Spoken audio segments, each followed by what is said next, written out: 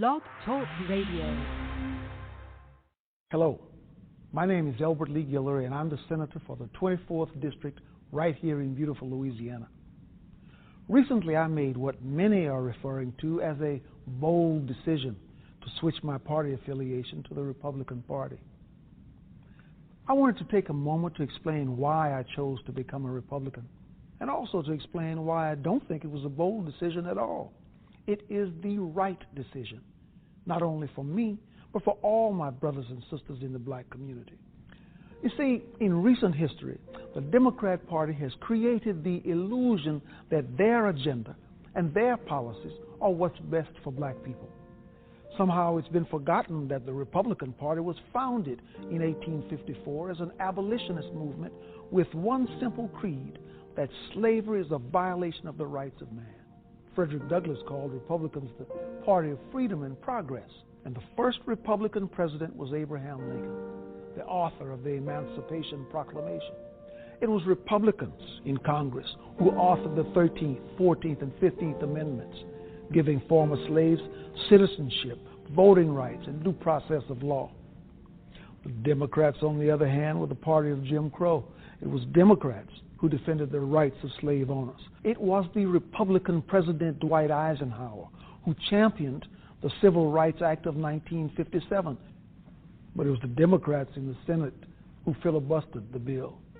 You see, at the heart of liberalism is the idea that only a great and powerful big government can be the benefactor of social justice for all Americans.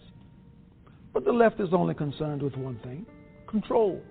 And they disguise this control as charity. Programs such as welfare, food stamps, these programs aren't designed to lift black Americans out of poverty.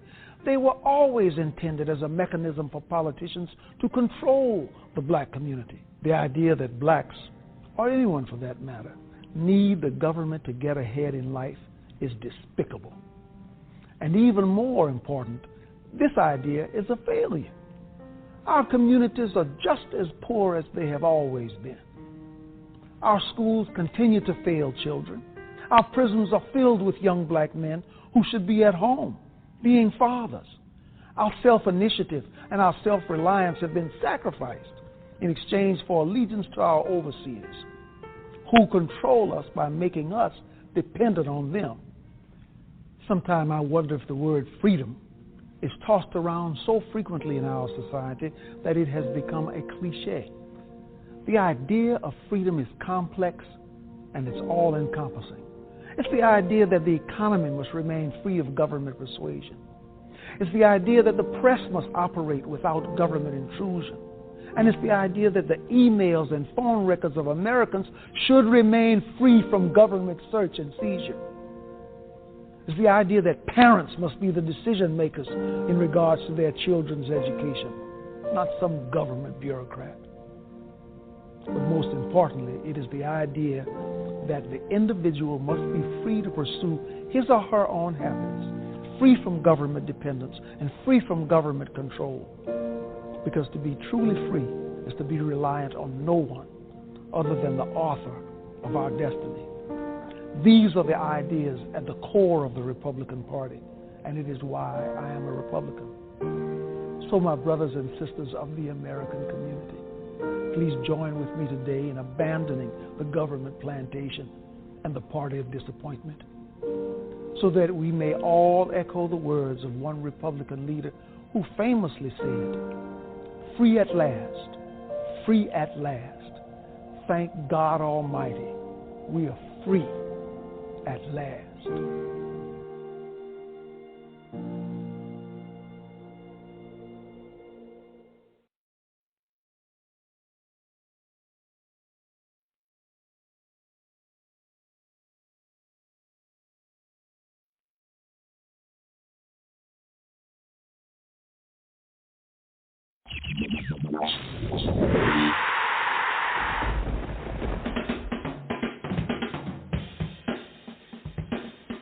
Southern Sense. Good afternoon, and welcome to another exciting episode of Southern Sense here on Blog Talk Radio. I'm the hostess with the mostest, the radio chick, Annie, along with the coolest co-host, Cool Mike. Good afternoon, Cool Mike. Good afternoon, Annie. Thank you for that beautiful introduction, as always. Southern Sense with the radio chick Annie, as you just heard, Tuesdays and Fridays at 2 p.m. Eastern Time. Live and direct with G-Ski Rock. Yo, yo! Yo, what's going on, my peoples? What's going on, my peeps? G-Ski loves his peeps, he loves his radio family, and you can join him Monday and Wednesday at 9 p.m. Eastern, and Saturdays at 4. Stay up late for Conservative Primetime. Hello, everybody, and welcome to Conservative Primetime. I'm your host, GGT. Speaking of a little less bark and a little more bite, Conservative Primetime is not a show to relax to. It'll get you going weeknights at 11:30 p.m. Eastern Time. And of course, the headmaster himself with the Situation Report, C. Robert Jones, Ph.D. In the interest of full disclosure, I have had just a little bit to drink. And catch the Situation Report weeknights at 8 p.m. Eastern Time. This is a group of patriotic internet radio hosts, and they would very much like you to join them. And brush your teeth. Tell your friends.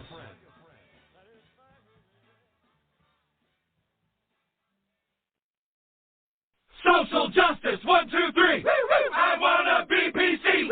It's just the way to be for me. Welcome back to The Truth Factory. I think most people who watch my channel can agree that political correctness has gone way too far. Of course, I understand why it's not socially acceptable to intentionally be an asshole to people. But in the last decade, we've become so afraid of hurting other people's feelings that we've altered our own behavior to accommodate them instead of questioning if their hurt feelings are even rational. So at what point are we going to ask ourselves, why are we capitulating to the delusions and ideals of the far left?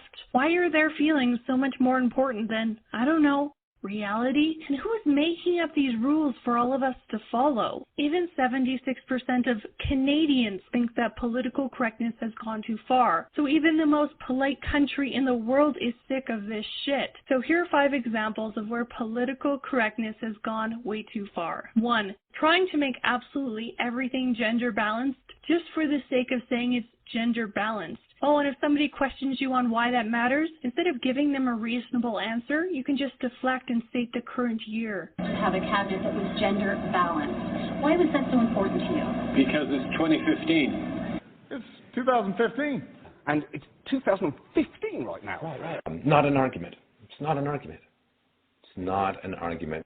A group in Australia decided one day that the image of women wasn't equally represented on crosswalk signs and thought that that was a problem that they needed to solve. The real problem is that this is a complete waste of time and resources for something that is not an issue. The little person flicks on, that means you can walk. I'm not sure how gender matters here at all. And how do you know that the pedestrian symbol is a man anyway? Are you assuming it's gender? Perhaps the stickman figure is just the simplest way to represent a human, and trying to accurately convey gender on a limited platform might end in disaster. And yes, it did. This was the finished result.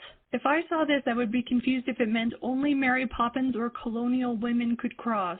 Now, this obviously isn't the only example of society pushing for equal gender representation. We also have affirmative action for women in tech, women in government, and in movies now. Like, do we really need an all-female Lord of the Flies? Because instead of killing the fat kid, they will just bully her until she kills herself. Because teenage girls are actually sociopaths. I know, because I used to be one. Remaking classic movies with female roles just isn't necessary. And of course, they would never remake Bridget Jones's Diary with a male lead, because no one would watch it, even though we all know it would be played by James Corden. 2. Renaming things. A UK council decided to rename a classic European dessert because the old name, Spotted Dick, was deemed as offensive or perhaps triggering to women in some way. I'm not sure. I mean, I wouldn't be the first person to order up a big old plate of Spotted Dick myself, but I sure wouldn't order it by its new name either, the Spotted Richard. It's like they're trying to rebrand it to make it cool with the kids again, and now I'm going to start replacing the word dick with Richard. That guy's a real Richard. Hey, send me a Richard pic. Let's look up that word in the Richard dictionary. Of course, this is far from the first time that things have been renamed to be less offensive. A UK council also replaced the term brainstorming with thought showers to not offend epileptics. I think a thought shower should only be done in the privacy of your own home. Number 3, war on holidays. It's weird that the West is pressured to respect everyone else's culture and religion, yet we're almost shamed when we want to celebrate ours. The war on Christmas has always been controversial, as it seems to be becoming a more ambiguous holiday just for the sole purpose of consumerism. A lot of people don't even say Merry Christmas anymore because that somehow might offend someone. In the future, we'll probably all just be sitting around our non-denominational tree exchanging winter wishes gifts. But it's not just Christmas. A school in Seattle renamed Easter eggs spring spheres. What a terrible way to describe an egg. It isn't even a sphere. Spring spheres. Really? Why not just call them spring eggs? Is this fragile, rounded object painted in pastel colors really triggering? Speaking of which, number 4, being triggered by nothing. Apparently this decorative cotton is somehow offensive. A recent post on Hobby Lobby's Facebook said, "This decor is wrong on so many levels. There's nothing decorative about raw cotton, a commodity that was gained at the expense of African American slaves. A little sensitivity goes a long way. Please remove this decor." And I'm pretty sure that that specific cotton at Hobby Lobby was not picked by African slaves, nor is the cotton in the clothes that this person probably wears. Next, I bet they're going to try to take the cotton ball out of Tylenol bottles so it doesn't trigger people when they have to pick the cotton out. My ancestors were Irish. That doesn't mean I'm outraged every time I see a bag of potatoes. Number 5, the fear of being labeled. People are so afraid of being labeled sexist, racist, bigoted, Islamophobic, anti-Semitic, that they are afraid to question if political correctness has gone too far. And if the only way that you can end an argument is by calling someone one of those pejoratives, maybe you don't actually have a very good argument yourself.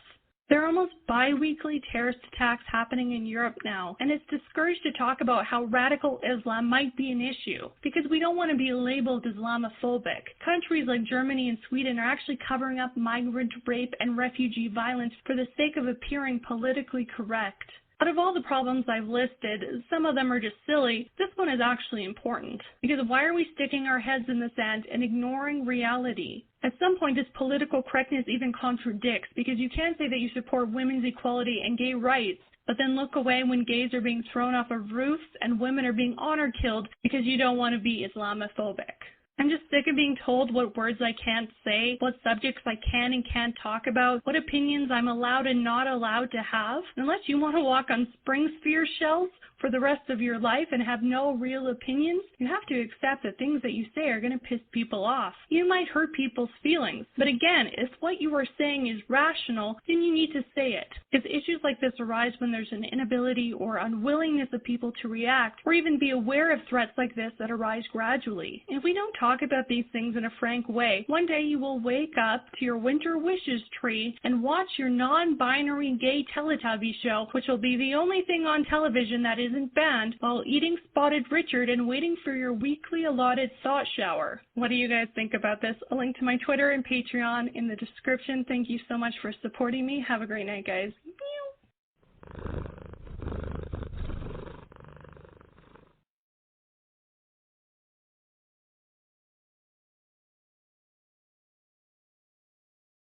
I ask my friends who are apologizing for not insisting upon this right, where can the black man look in this country for the assertion of his right, if he may not look to the Massachusetts Anti-Slavery Society? Where, under the whole heavens, can he look for sympathy in asserting this right, if he may not look to this platform? Have you lifted us up to a certain height to see that we are men, and then are any disposed to leave us there without seeing that we are put in possession of all our rights? We look naturally to this platform for the assertion of all our rights, and for this one especially. I understand the anti-slavery societies of this country to be based on two principles. First, the freedom of the blacks of this country, and second, the elevation of them. Let me not be misunderstood here. I am not asking for sympathy at the hands of abolitionists, sympathy at the hands of any. I think the American people are disposed often to be generous rather than just. I look over this country at the present time, and I see educational societies, sanitary commissions, freedmen's associations, and the like, all very good. But in regard to people of color in this land, there has always been more that is benevolent, I perceive, than just manifested toward us. What I ask for the black man is not benevolence, not pity, not sympathy, but simply justice. The American people have always been anxious to know what they shall do with us. Everybody has asked the question and learned to ask it early of the abolitionists. What shall we do with the black man? I have had but one answer from the beginning. Do nothing with us. Your doing with us has already played the mischief with us.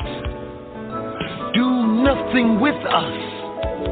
If the apple will not remain on the tree of their own strength, if they are worm-eaten at the core, if they are early ripe and disposed to fall, then let them fall.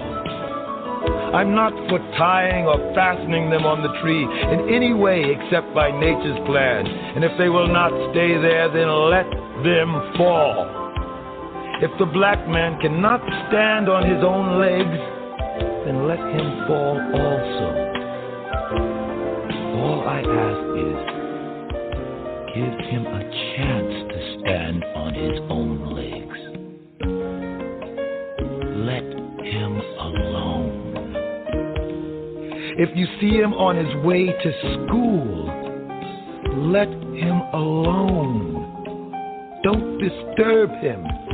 If you see him going to the dinner table at a hotel, then let him go. If you see him going to the ballot box, then let him alone. Don't disturb him.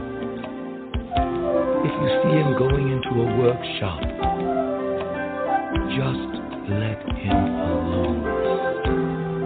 Your interference is doing him a positive injury. Let him fall if he cannot stand alone. If the black man cannot live by the line of eternal justice, the fault will not be yours. It will be his who made the black man and established that line for his government. Let him live or die by that. If you will only untie his hands and give him a chance, I think he will live. He will work as readily for himself as the white man. Now, a great many delusions have been swept away by this war. One was that the black man would not work. He has proved his ability to work. Another was that the black man would not fight, that he possessed only the most cheapest attributes of humanity, was a perfect lamb or an Uncle Tom, disposed to take off his coat whenever required, fold his hands and be whipped by anybody who wanted to whip him. But this war has proved that there is a great deal of human nature in that black man, and that yes, he will fight.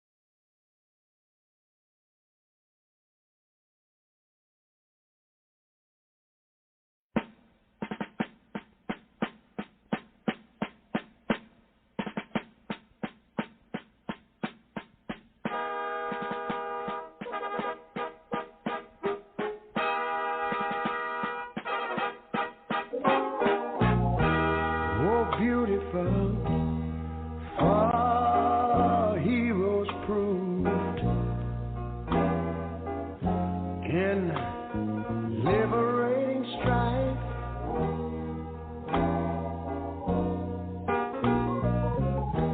Who more than self their country loves, and mercy more than life.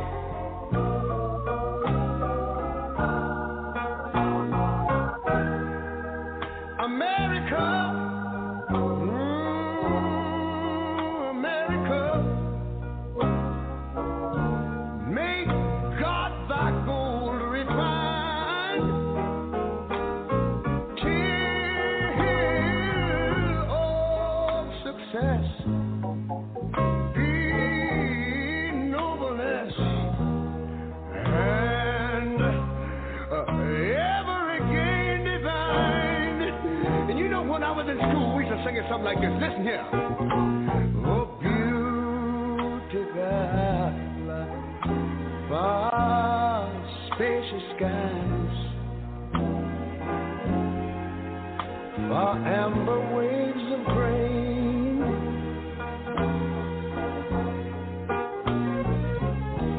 far purple mountain majesties, over the fruited plain. But now wait a minute, I'm talking about America, sweet America. You know, God done shed his grace on thee. He crowned thy good. Yes, he did. Heavy brotherhood.